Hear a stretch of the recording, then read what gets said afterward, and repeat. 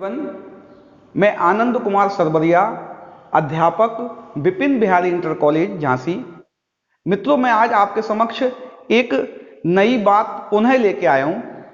आज मैं आपके समक्ष इन बातों की चर्चा करूंगा कि हमारे जो त्रिस्तरीय पंचायत निर्वाचन प्रक्रिया हो रही है 2021 में, उसमें संबंधित जो आपके कागजात हैं या संबंधित अभिलेख हैं, उन अभिलेखों को किस प्रकार भरा जाएगा और हम जो हमारा एआरओ है उसके पास क्या क्या चीजें लेके जाएंगे, पूरी कागजी कार्रवाई को समावेशित किया हुआ वीडियो मैं आपको दो भागों में प्रदर्शित करूंगा। मैं आज प्रथम भाग लेके आया हूं। इस प्रथम भाग में हम यह जानेंगे कि जो एआरओ के पास हमें जो लिस्ट ले जाना है, जो हम जहां ब्लॉक स्तर पर जाएंगे, जो लिस्ट हमें जमा करनी है, जो जो सामान हमें जमा करना है, वो सामान कौन कौन सा है और उससे संबंधित कागजात किस प्रकार भरेंगे। अगले पार्ट में मैं सांविधिक और असांविधिक लिफाफे में संबंधित अभिलेखों में क्या क्या एंट्रियां भरनी होंगी, उनसे संबंधित आपको जानकारी प्रदान करेंगे। मैं आपसे एक बात और साझा करना चाहता हूं। अभी हमने 2 या 3 दिन पहले एक वीडियो आपको प्रदर्शित किया था, जिसमें हमने आपको बताया था कि 6:50 से मतपेटी सील होने से अंतिम मतदाता के मतदान करने तक क्या क्या कार्य होते हैं, उनकी मैंने आपके साथ चर्चा की थी। मतपेटी को बाद में कैसे सील करना है, मतदान समाप्ति की घोषणा करने तक का वीडियो मैंने आपको प्रदर्शित किया था। और मुझे इस बात को आपको बताते हुए बहुत ही हर्ष हो रहा है कि कम से कम 1500-1600 लोगों ने 15-15 मिनट, कम से कम 15-15 मिनट, लगभग 2000-3000 मिनट वह वीडियो देखा है। तो मैं इससे बहुत प्रफुल्लित हूं कि मेरे द्वारा प्रेषित कुछ जानकारी हमारे साथियों, हमारे अध्यापकों और हमारे कर्मचारियों के काम आई। इसी के अंतर्गत मैं एक और जानकारी आपको शेयर करना चाहता हूं।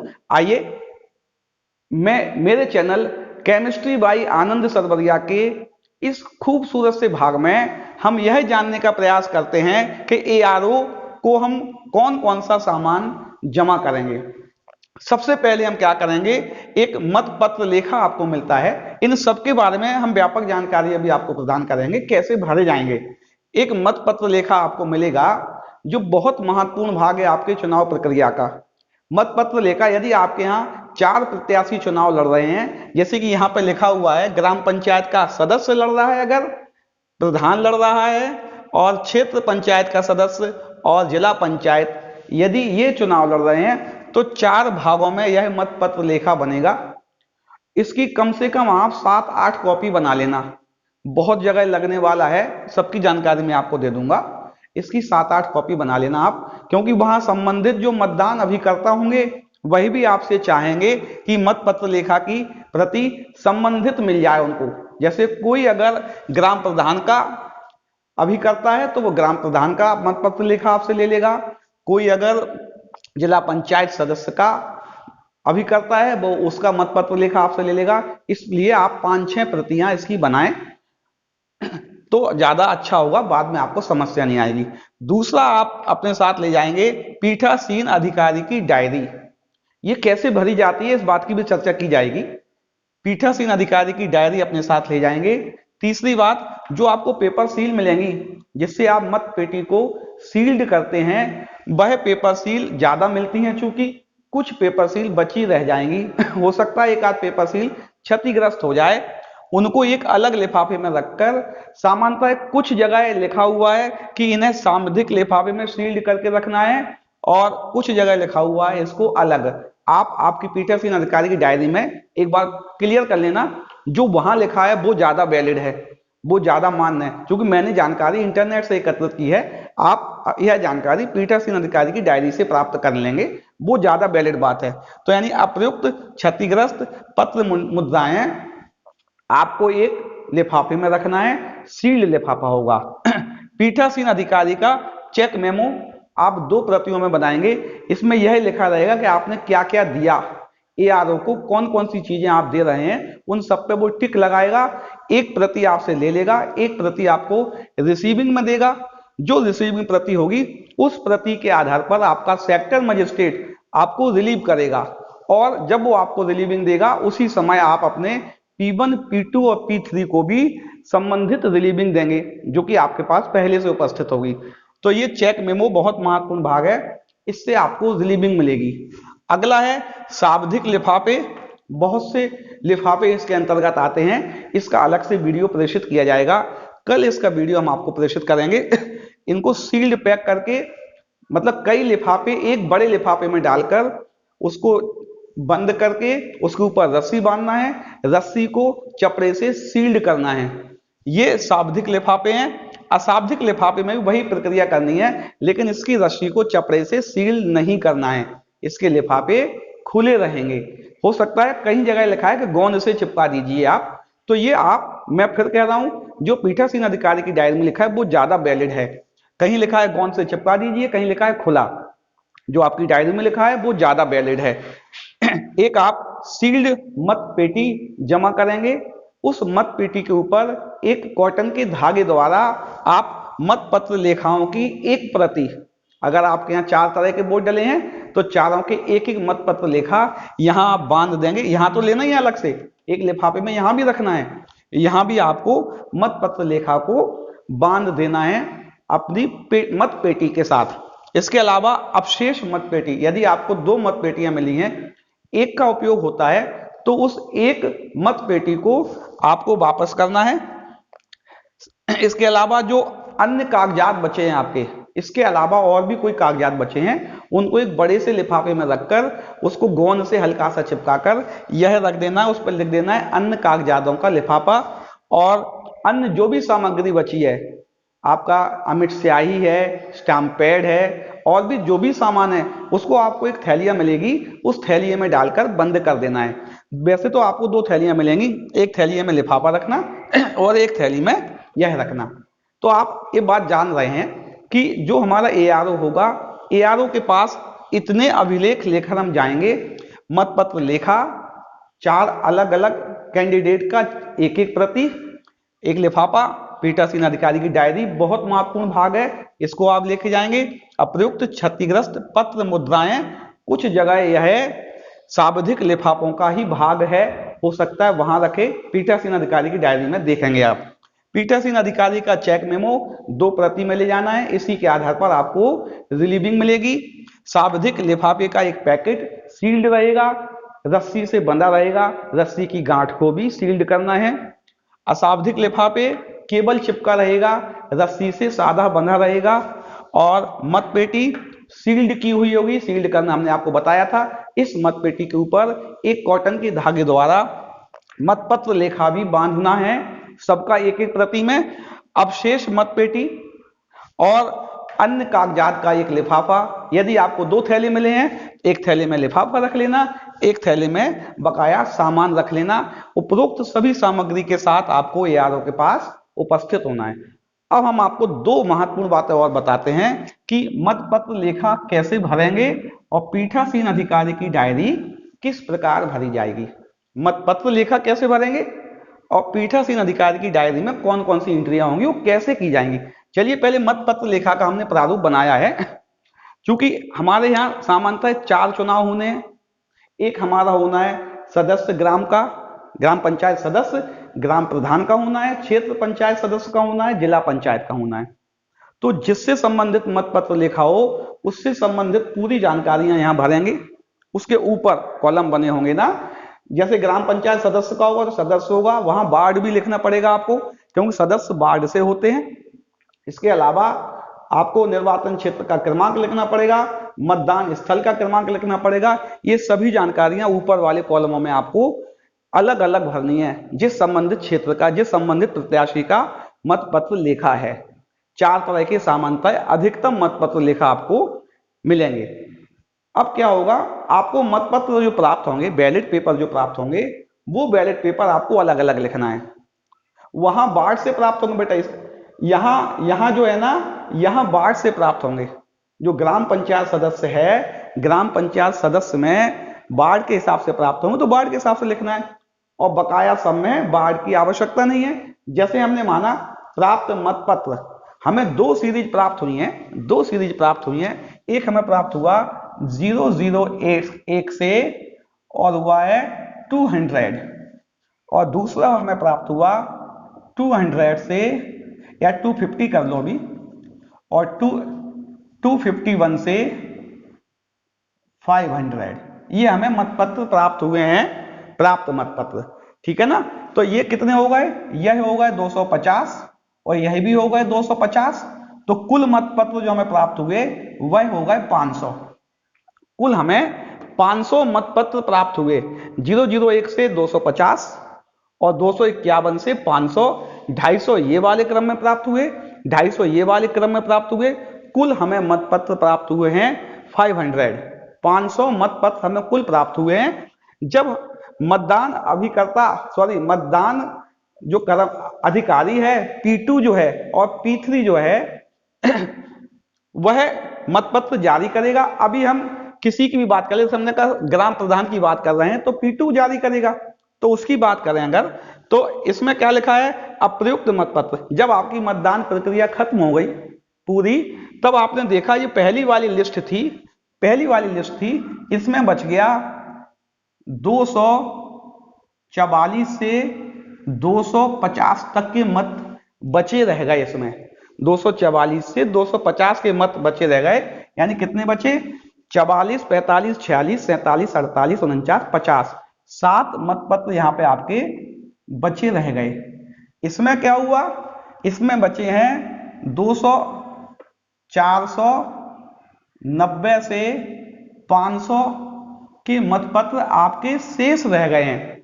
490 से 500 तक के मतपत्र आपके उस बंडल में बचे रह गए हैं, यानी कुल मिला के 11 मतपत्र यहां भी आपके बचे रह गए। सबके लिए यही प्रक्रिया है, चारों के लिए यही प्रक्रिया रहेगी। ये मतपत्र आपके बचे रह गए हैं। कुल आपके बचे रह गए हैं 18 मतपत्र। 500 में से कुल 18 मतपत्र आपके बचे रह गए हैं। और ठीक है ना, अगर इसमें से इसको घटा देंगे तो आपने कितने जारी मतपत्र किए होंगे, 500 माइनस 18 घटाएंगे तो 482 मतपत्र जारी हुए होंगे संबंधित मतदान अधिकारी द्वारा। 482 मतपत्र जारी किए गए होंगे। अब वो किसी भी तरह से हो सकते हैं, मतपत्र जारी करने के कई तरीके होते हैं। एक मतपत्र ऐसा भी होता है कि जो मतदान अधिकारी ने जारी तो किया है लेकिन उसे मत पेटी में नहीं डाला जाएगा। वो कौन सा, एक तो लिखा है रद्द किए गए मतपत्र। रद्द किए गए मतपत्र वह मतपत्र होंगे जिनमें किसी कारणवश वह क्षतिग्रस्त हो जाते हैं, या किसी कारणवश जो मतदाता है वो गलत तरह से सील लगाता है और पूरे पर स्याही डल जाती है। ऐसी कोई भी प्रक्रिया जिसमें मत खराब हो जाए और मतदान जो हो वो क्लियर ना हो पाए, तो ऐसे मतपत्रों को रद्द कर दिया जाता है। उनका ब्यौरा अलग लिखा जाता है, उनको मत पेटी में नहीं डाला जाएगा। निबदत्त मतपत्र क्या होंगे, इनकी भी जानकारी उसमें दी जाएगी।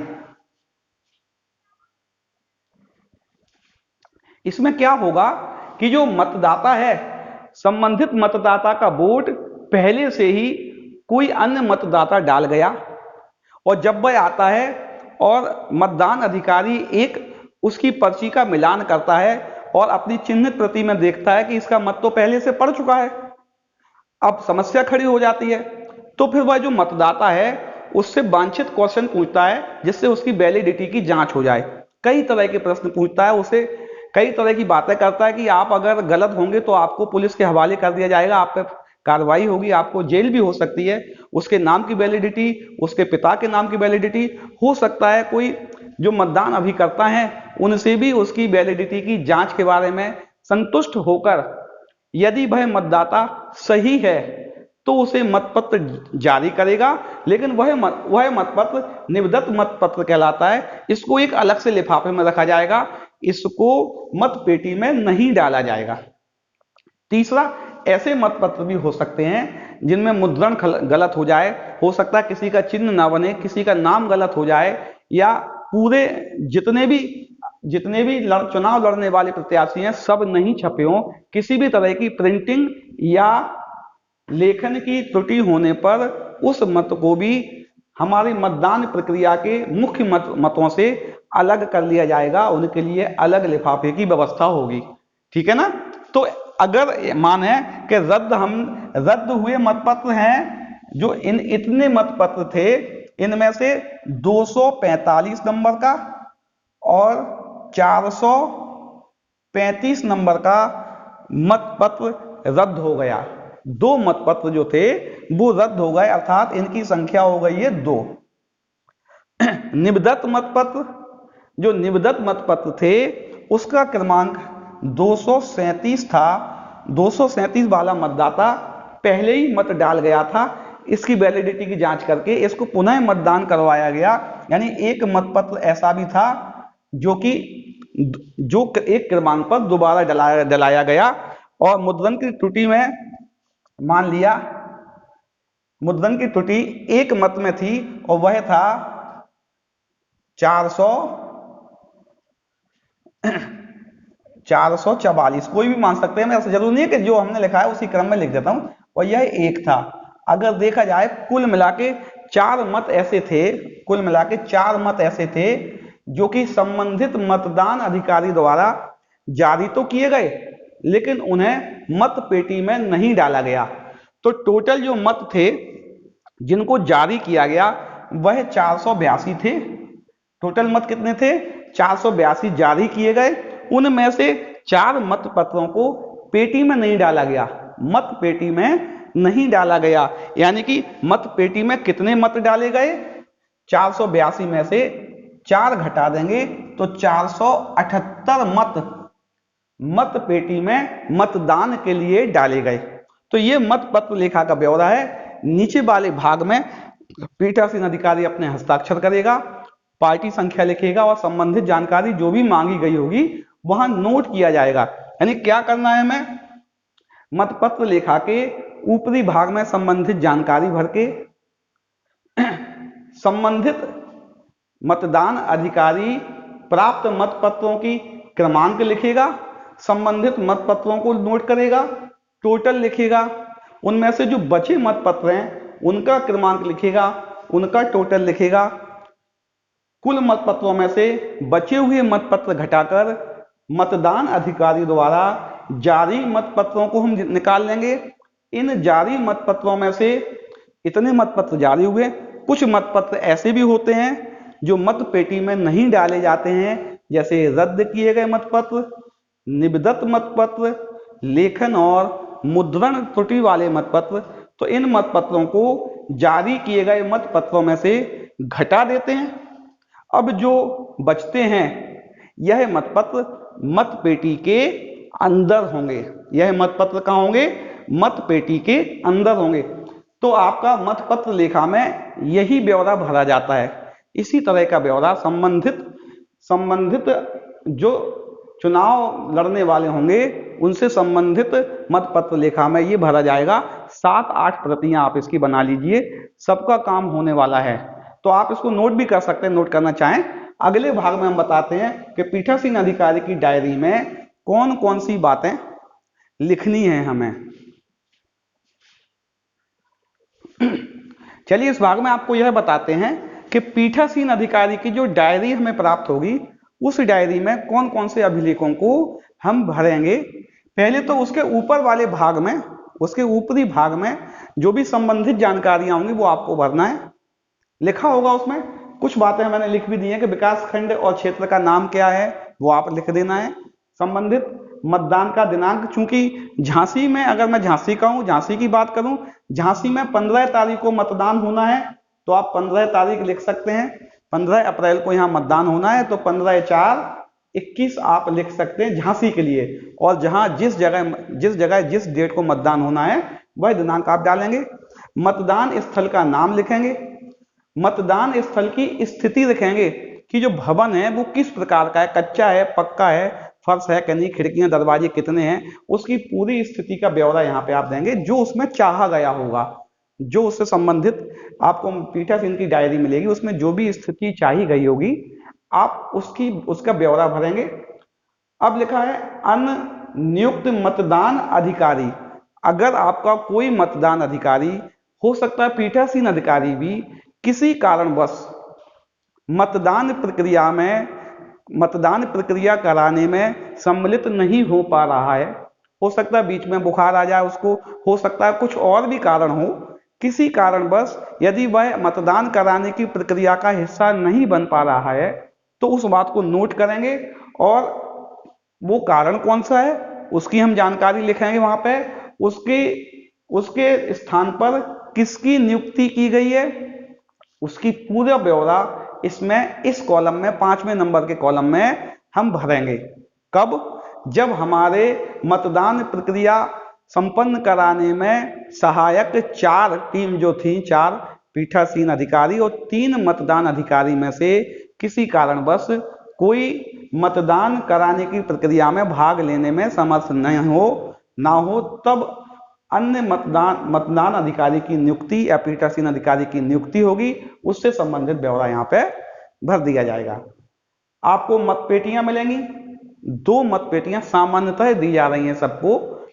उन मतपेटियों पर यदि क्रमांक है या कोई भी संबंधित विवरण है तो उसको यहाँ नोट करना है, दोनों का अलग अलग। यदि है, नहीं है तो कोई बात नहीं, यदि है तो उनको यहाँ पे आपको नोट करना। हो सकता है क्रमांक दिया हो AB25678, यहाँ लिखा हो AC25678, कुछ क्रमांक हो सकता है, वो आपको यहाँ लिखना है। प्रत्येक 2-2 घंटे में कितने वोट डल रहे हैं उनका विवरण आप P1 से, पीठासीन अधिकारी P1 से समय समय पर प्राप्त करता रहेगा और अपनी पीठासीन अधिकारी की डायरी में उसको नोट करता रहेगा कि 7 से 9 बजे कितने मतदान डले, 9 से 11 बजे कितने मत डले। इसी क्रम में अंतिम मतदाता मतदान करेगा आयोग द्वारा निर्धारित नियम के अनुसार, टाइम के अनुसार, तब तक का आपको क्रमशः ब्यौरा इसमें लिखना है। प्रत्येक सामान्यतः 2-2 घंटे बाद लिखना है आपको, ठीक है ना। अब ये महत्वपूर्ण भाग है, मतदाताओं का विवरण। तो मतदाता मुख्यतः 2 प्रकार के होंगे, मुख्यतः। कभी कभी तीसरा प्रकार भी आता है, उसका ब्यौरा चूंकि दिया नहीं इसलिए मैं आपको बताने में समर्थ नहीं हूं। 2 प्रकार के मतदाता हैं, पुरुष और महिला। हमने जो मतपत्र लेखा बनाया था, थोड़ा हमें याद है, उसमें हमारे 500 मतदाता थे। कितने मतदाता थे? 500 कुल मतदाता थे। उसमें से 300 पुरुष और 200 महिला मतदाता थे। हमने माना हमें जो मत मिले हैं उन मतों में, या चिन्हित प्रति मिली है, उस चिन्हित प्रति में कुल 500 मतदाता थे। उन यानी लिख दिया 500, उसमें से 300 पुरुष और 200 महिलाएं थीं। अब जब मतदान प्रक्रिया संपन्न हुई, जब अंतिम मतदाता ने मतदान कर दिया, उसके बाद जब हमने देखा, P1 से ब्यौरा लिया, P1 ने बताया कि 270 पुरुष मतदाता मतदान कर गए हैं 300 में से, और 200 में से 130 महिलाएं मतदान कर गई हैं। इसका आप प्रतिशत निकाल लेंगे, प्रतिशत निकालना आपको आता है, ये लिखेंगे ये गुणा 100 बटे ये कर देंगे आप। तो आंसर मैं डायरेक्ट लिख रहा हूं, अभी मैं डायरेक्ट लिख रहा हूं, इसका आंसर आएगा 90%। कितना आएगा भाई? पुरुष मतदाताओं ने 90% मतदान किया और महिला मतदाताओं ने 65% मतदान किया। प्रतिशत आप निकाल लेंगे, सामान्य विधि है, बिल्कुल बिल्कुल बहुत सामान्य विधि से प्रतिशत निकलता है, ये आप निकाल लेंगे। टोटल कितने हो गए हैं? टोटल 500 में से 400 हुए, यानी टोटल परसेंटेज देखेंगे तो कुल 80% मतदान हुआ आपका। कितना मतदान हुआ है? कुल 80% मतदान हुआ। उसमें पुरुष मतदाताओं ने 90% मतदान किया और महिला मतदाताओं ने 65% मतदान किया। जब दोनों का एवरेज या औसत देखा गया तो टोटल मतदान आपके मतदान केंद्र पर 80% हुआ। इस जानकारी को सावधानी पूर्वक आप अपने पीठासीन अधिकारी की डायरी में नोट कर लेंगे। इसके अलावा कुछ पॉइंट और भी होते हैं जो ज्यादा वजन के पॉइंट नहीं है, बिल्कुल सामान्य पॉइंट है। मतदान के बीच बीच में प्रत्याशी उनके द्वारा नियुक्त अभिकर्ता हो सकता है आपसे कुछ जानकारियां संबंधित लेने आए, उनका पूरा ब्यौरा जो कॉलम दिए हैं उसके अनुसार आपको बीच बीच में उसी समय भरते जाना है, यदि प्रत्याशी और उनसे द्वारा नियुक्त अभिकर्ता आते हैं। अगली बात, दृष्टि बाधित या शारीरिक रूप से असमर्थ जो मतदाताओं के मत डालाए जाएंगे उनकी संख्या भी यहाँ लिखना है। कितने मत ऐसे थे जो दृष्टि बाधित या शारीरिक रूप से असमर्थ मतदाताओं के थे।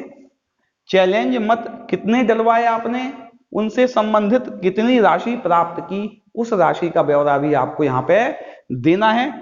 निम्नदत्त मतपत्र चैलेंज तो आप जानते हैं ना कि कोई मतदाता मतदान करने आया, P1 ने उसका नाम बुलाया, बगल में बैठा अभिकर्ता कहता है यह वह मतदाता नहीं है, यह वह संबंधित मतदाता नहीं है जिसका आप नाम चिन्हित प्रति में ढूंढकर बुला रहे हैं, तो वो उसको चैलेंज करता है P1 को। P1 उसकी जांच करता है, उससे संबंधित पूरा ब्यौरा मैं आपको जब ये शाब्दिक अशाब्दिक लिफाफे भरे जाएंगे इसमें मैं बता दूंगा। तो चैलेंज मत में जो राशि प्राप्त होगी उस राशि का विवरण लिखेंगे। निम्नदत्त मतपत्र कितने जारी किए गए ये मैंने अभी इससे पहले बताया था आपको, उसकी संख्या लिखेंगे।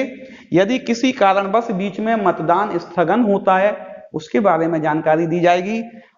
अंतिम मतदाता जब मतदान करता है, क्योंकि कभी कभी मतदान जो आयोग द्वारा निर्धारित 7 बजे का समय है, जो भी समय है उस समय पर 7 या 6 शायद 6 बजे का समय है, उस समय तक पूरा नहीं हो पाता है, तो फिर हम जितने भी अंतिम मिनट में जितने भी मतदाता आ जाते हैं उनको पर्ची जारी कर देते हैं। सबसे पीछे वाली लाइन के मतदाता को 1 नंबर देते हैं और आगे वाली को लास्ट नंबर देते हैं। तो पहले लास्ट वाला अभी मतदाता मतदान करेगा, उसी क्रम में करेगा, तो जब तक वो पूरे मतदाता खत्म नहीं हो जाएंगे, 1 नंबर वाला मतदान नहीं डाल जाएगा, तब तक हमें मतदान प्रक्रिया जारी रखनी पड़ेगी।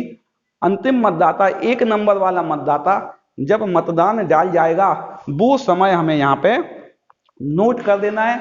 अन्य कोई और भी बात होती है आपकी, उससे संबंधित जानकारी भी यहाँ पे आपको नोट कर देनी है। अंत में आपको अब पीठासीन अधिकारी को हस्ताक्षर, संबंधित दिनांक और जो भी जानकारियां उसमें चाही गई हैं उनसे संबंधित पूरी जानकारियों का ब्यौरा देकर भर के रखना है। आपका पीठासीन अधिकारी की डायरी का भाग पूर्ण हो जाएगा। अर्थात 2 महत्वपूर्ण अभिलेख, मतपत्र लेखा और पीठासीन अधिकारी की डायरी को भरना आप मुझे लगता है सीख गए होंगे। अगर मेरे द्वारा प्रेषित इस वीडियो से आपको जरा सा भी लाभ मिलता है, मैं पुनः आपसे कह रहा हूं ये मेरा बहुत बड़ा सौभाग्य होगा, क्योंकि मैं पहली बार आप लोगों के लिए यह प्रयास कर रहा हूं, पूरे मन से प्रयास कर रहा हूं। अगर आपको अच्छा लगे तो मेरे वीडियो को एक बार लाइक शेयर जरूर करें। अगर आपको अपने बच्चों को रसायन विज्ञान का शिक्षण करवाना है तो मैं उत्तर प्रदेश के लगभग 4000-5000 बच्चों को निःशुल्क केमिस्ट्री पढ़ाता हूं, प्रतिदिन पढ़ाता हूं। आप उनको मेरे चैनल पर ज्वाइन कराइए, उनका बहुत फायदा होगा, वो बोर्ड परीक्षा में बहुत अच्छे अंक लाएंगे। सभी को उत्तम स्वास्थ्य की शुभकामनाएं और जो मतदान प्रक्रिया है वह शांतिपूर्ण निष्पक्ष रूप से संपन्न कराने की बहुत बहुत शुभकामनाएं।